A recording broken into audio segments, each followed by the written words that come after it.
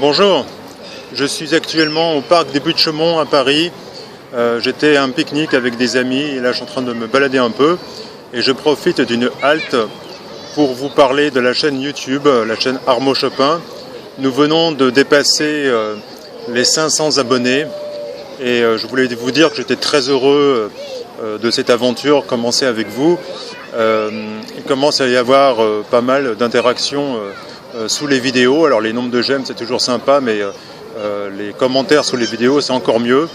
Et je vois qu'il commence à y avoir un véritable engouement autour de l'harmonica diatonique et des morceaux qu'on peut jouer avec, aussi bien en pop music qu'en jazz, qu'en country, enfin dans plein de styles.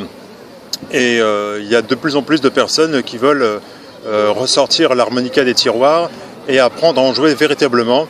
Et donc je voulais vraiment tous vous remercier de votre enthousiasme. Et donc nous venons de dépasser les 500 abonnés. Et pour vous remercier, j'avais envie de faire pour vous un petit cours gratuit. Comme il y a beaucoup de questions sur les altérations, donc je vous fais un petit cours sur les altérations.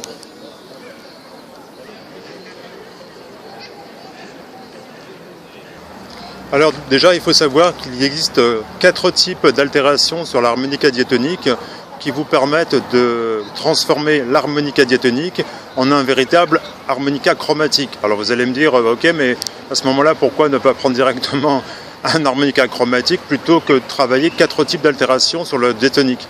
Ben en fait, grâce à ces techniques, vous allez effectivement avoir les mêmes notes, entre guillemets, que sur un harmonica chromatique, sauf que les timbres ne sont pas du tout les mêmes.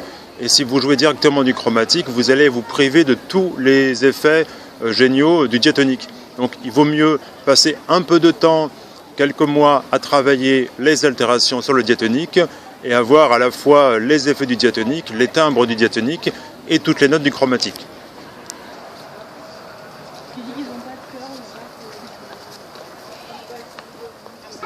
Alors le premier type d'altération, c'est l'altération aspirée. Donc par exemple, en 4, on altère en aspirant. Alors je ne fais pas qu'aspirer, je place aussi la langue d'une certaine façon à l'intérieur de la bouche.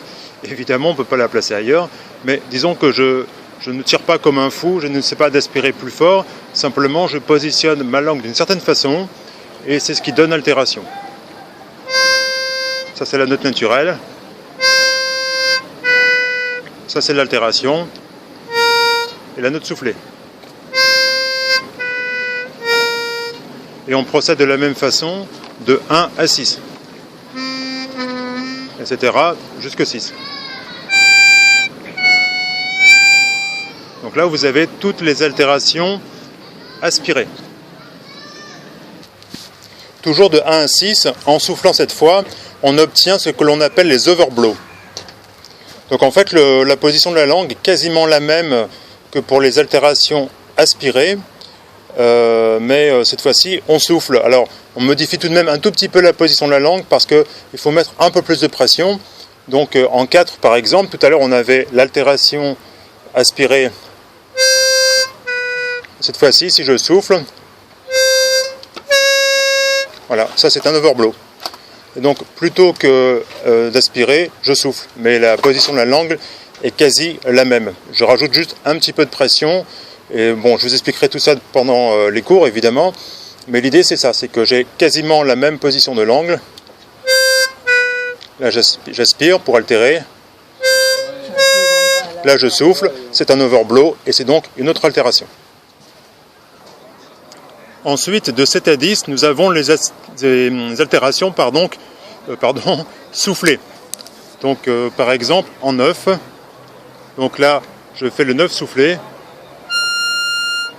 Là, je vais altérer. Cette altération, je l'ai obtenue en soufflant cette fois. Donc, c'est encore une autre position de langue. Et au lieu d'aspirer, je souffle. Et pour finir, vous avez ce que l'on appelle les overdraws. Donc c'est pareil de 7 à 10. Donc c'est un peu la même technique que les overblows, c'est-à-dire que je garde à peu près la même position de langue que les notes altérées soufflées. Je mets un peu plus de pression dans la bouche et j'altère cette fois-ci en aspirant, c'est ce qu'on appelle un overdraw. Donc par exemple, je vais vous jouer un overdraw en 9. Donc je vous fais la note soufflée, la note aspirée et la note altérée. Voilà, donc 9 soufflés, 9 aspirés et 9 overdraw.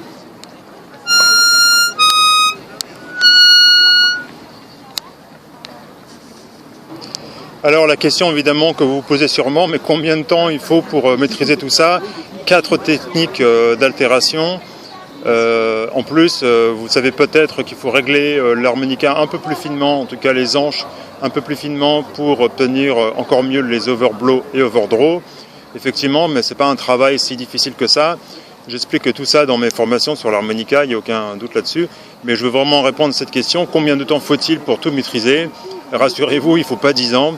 Allez, en gros, pour tout maîtriser, il faut 6 mois de travail, raison d'aller 10 minutes, un quart d'heure, une demi-heure de travail sur les altérations chaque jour. Dans 6 mois, le problème est réglé. Après, les mois qui suivent ou les années qui suivent, vous allez corriger encore un peu plus vos altérations pour jouer encore plus juste. Et si vous voulez jouer des musiques comme la musique classique ou le jazz, et puis si vous voulez jouer du blues, en fait, si c'est pas très juste, si c'est un peu grave, vous verrez que c'est pas si gênant que ça. Enfin bref, disons que pour transformer son harmonica diatonique en harmonica chromatique et avoir tous les effets du diatonique, allez, en gros c'est 6 mois de travail. Franchement, c'est pas énorme. Vu tout ce qu'on peut faire avec, après, on est capable de jouer sur 3 registres différents, complètement chromatiques, le grave, le médium et l'aigu, c'est-à-dire pour les connaisseurs, 3 octaves complètes. Et il y a même des techniques qui permettent aujourd'hui d'étendre encore ces 3 octaves complètes et de jouer encore des notes dans le suraigu. Donc vous voyez, l'harmonica diatonique est loin d'être limitée et grâce à ces techniques d'altération. Et en plus, vous allez obtenir des timbres différents dans le grave, le médium et l'aigu, ce qui donne une richesse de jeu incomparable en fait. Voilà, écoutez, j'espère que ce cours vous a plu. Si vous avez des questions, n'hésitez pas à me les poser en bas dans les commentaires sous la vidéo. Et moi, je tenais à vous remercier une nouvelle fois de votre enthousiasme et de votre réactivité et interactivité.